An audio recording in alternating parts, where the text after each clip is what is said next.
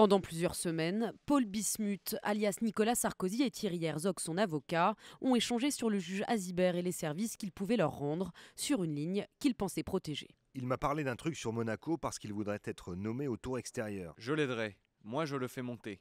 Des écoutes qui démontreraient la volonté de corrompre le juge en échange d'informations sur la procédure Bettencourt.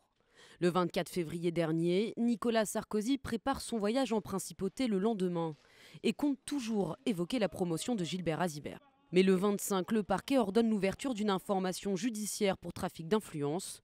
Coïncidence ou pas, Thierry Herzog part le soir même en urgence à Nice pour très probablement, pensent les policiers, s'entretenir avec celui qu'il appelle le Sphinx, Nicolas Sarkozy. Et là, très clairement, à partir de ce jour-là, les écoutes téléphoniques changent subitement de ton.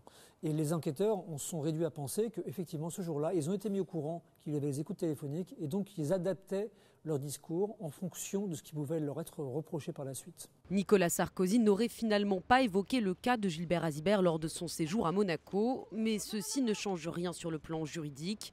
Le simple fait d'avoir promis une faveur à une personne dépositaire de l'autorité publique constitue un délit de corruption.